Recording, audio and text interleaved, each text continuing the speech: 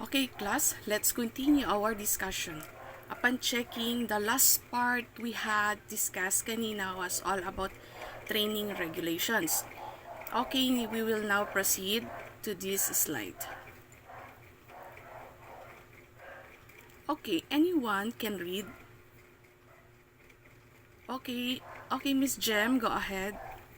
Training Regulation. The Training Regulation, or the TR, is the document that serves as a basis in the formulation of competency assessment and the development of curriculum and instructional materials for competency-based technical education and skills development, or TESD.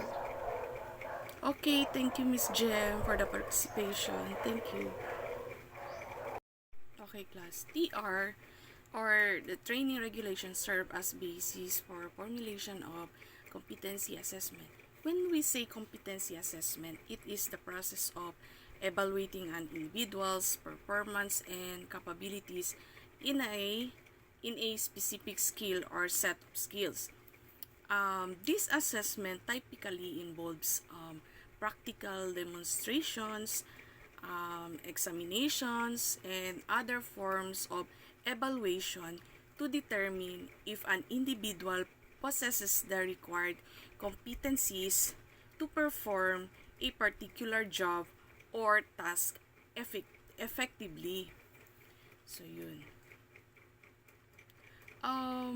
Simply means dito sa TR or the training regulation, ito yung ginagamit nilang basis or shall we say guidelines for that particular qualifications kung to check kung nasunod at kung nagawa ba ang nararapat while performing or demonstrating the particular task taken. So yun na nga. So let's proceed. Klaro ba, class? Klaro lang po, teacher. Okay, very good. So let's proceed to another slide.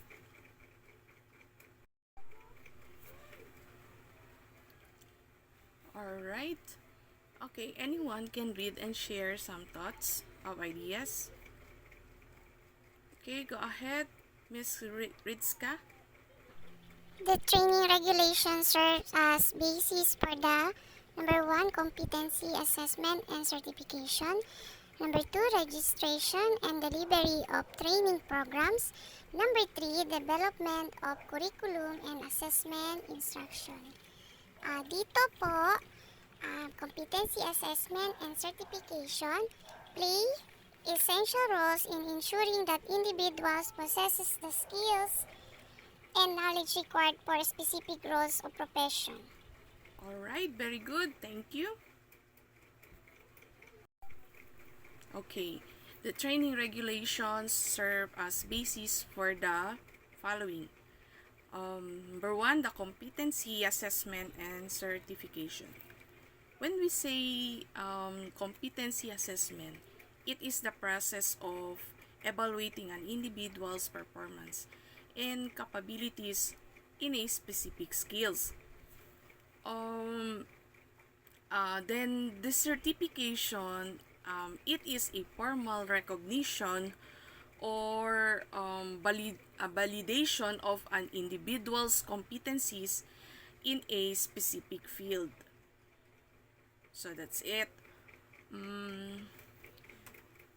Example, pag kumuha tayo ng NC2 and we are competent to the specific qualification, so makakatanggap tayo ng certification which is the National Certificate 2. Bale, yung NC1, NC2, NC3, according to may nagsabi na yung NC1, like if NC1, NC2, NC3, bakit nga ba may 1 and 2 and 3? It depends po sa kanilang specifications.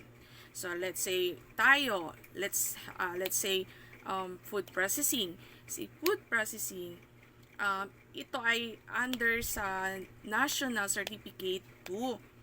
And then parang sa 3 or 4 or something, like yung mga specification is like let's say mga event decorator. Yun kasi ang nalaman ko na ganun.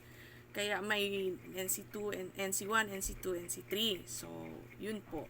Makukuha natin yung certification after nating parang pumasa sa assessment. Makukuha lang po ang national certificate sa test na lang po talaga. Okay, let's move forward to the number 2, registration and delivery of training programs. It refers to the process involved in offering educational and skills development courses to learners. Sa registration, kasama na rito ang pagpili ng course na iyong kukunin. Then may mga documents din na dapat isubmit. Then dito naman sa delivery of training programs, it involves lectures, practical demonstrations, hands-on exercise with teaching methods. Dito naman is, halimbawa, may mga courses yan binibigay si TESDA na based lang sa aking nalaman, like may mga courses na binibigay, ino-offer sila like scholarship for driving, scholarship for housekeeping, bartending, like ganun. So let's say driving.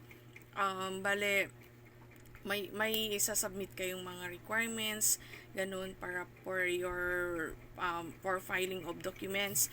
And then syempre mag-start yung inyong klase. May time duration yan, kung ilan days, ilan hours nyo kailangan parang i-take yung training na yun. So let's say 30 days. So with that 30 days, andyan kasama dyan yung lecturing, demonstration, hands-on process. Like example, kung sa hands-on na, after sa lecture, ipa-hands-on na kayo, ipa-drive na kayo using the car. Yun, para makita ng trainer kung talagang natuto kayo sa tinuro niya. Yun po. Kuha lang ba, class? Clear lang ba tayo? Yes po, teacher. Okay, very good. That's it. So, let's proceed to the next slide. Okay, let's proceed to the sections of the TR. There are 4 sections. Number 1 is definition of the qualification. 2, competency standards. Number 3, training standards. And lastly, national assessment and certification arrangement. So that is the 4th section of TR. Let's discuss it. Okay, Miss Chris, please read the first section. Okay po. Okay, go The ahead. first section, section number 1, definition of the qualification. It refers to the group of competencies that describes the different functions of the qualification. This section enumerates the basic competencies, common competencies, and core competencies of the qualification. It also enumerates the job titles of workers who qualified for this qualification. Okay, thank you for that. So, can we hear some ideas or a thought of ideas that you can share to us regarding this section? In other words po, it refers to the group of competencies that describe the different function of the qualification. Enumerates the job titles of workers. Okay, very good. Thank you, Miss Chris. Let's have this example, the housekeeping. Definition of qualification, it refers to a group that describes the different functions of the qualification. Yun na nga, ang qualification is NC2, housekeeping NC2, which that a person must achieve to prepare guest rooms, mga ganun, marunong siyang maglinis ng public areas, ganun. So, this section enumerates the basic competencies, common competencies, and core competencies of the qualification. Yun na nga, dapat at sa definition of qualification, dito na makikita kung ano-ano yung mga competency na kailangan niyang gawin or makamit para ma-receive niya na yung NC2 niya. Ganun po. Klaro lang ba, class? Dito sa definition of the qualification. Yes po, teacher. Very good. Okay, let's proceed.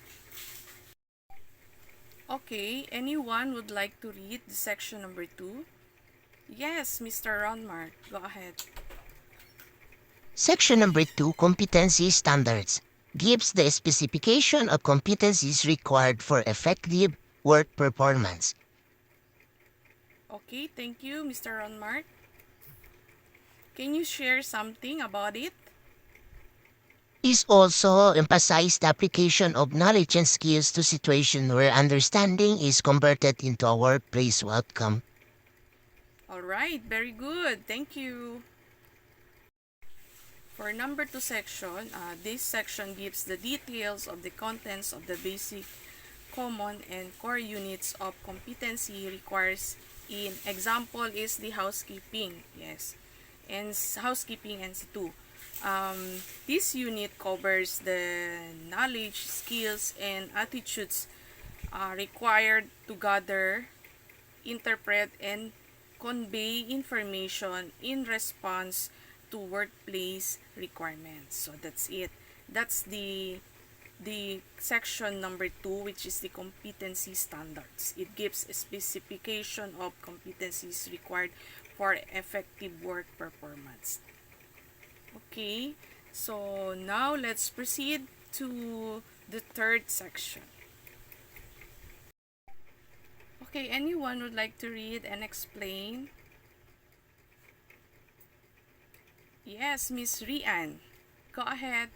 Section number 3, Training Standards, contains information and requirements in designing training program for certain qualification. It includes curriculum design, training delivery, training entry requirements, tools, equipment, and materials, training facilities, trainers, qualification, institutional assessment. Contain the information and requirements which serves a basis for training providers in designing and delivering competency-based curriculum for the qualification. Okay, very good. Thank you. So, section number 3. The guidelines include information on curriculum design, training delivery, trainee entry, requirements, tools and equipments, training facilities, and trainers qualification, and among others.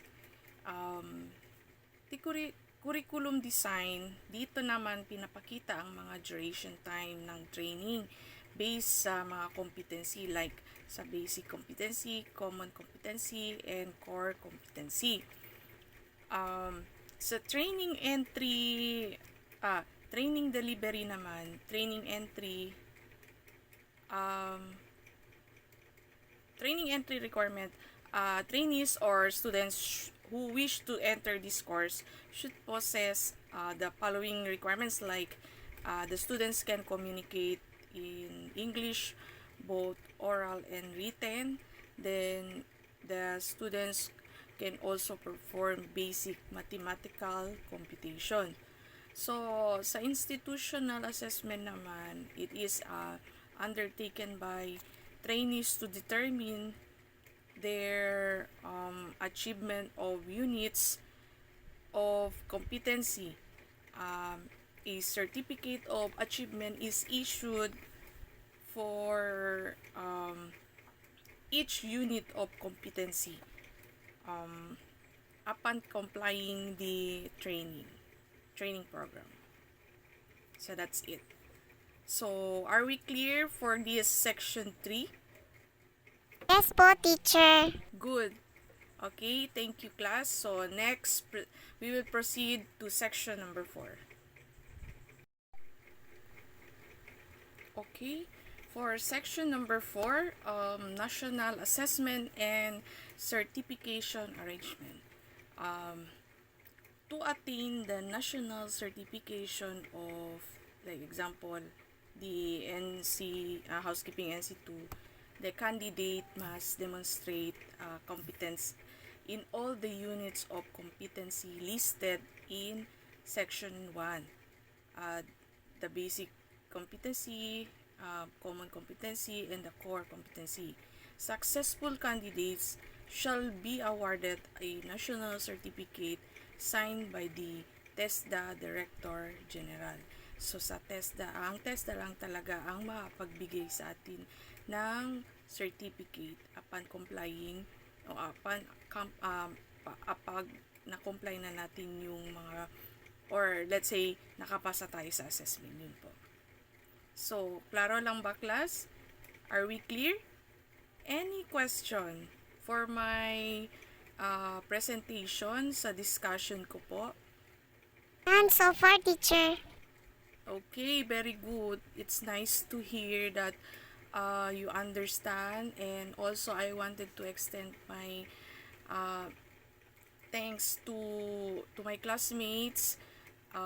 Andyan talaga yung participation nyo, and hopefully na-gets nyo, naintindihan nyo yung discussion ko po. And sa aming teacher na si Ma'am Ellen, thank you for this opportunity to explain and to share with them about my presentation, and my presentation all about the training regulations. So that's it. Let's call it a day. Thank you and God bless. Enjoy everyone. Good day.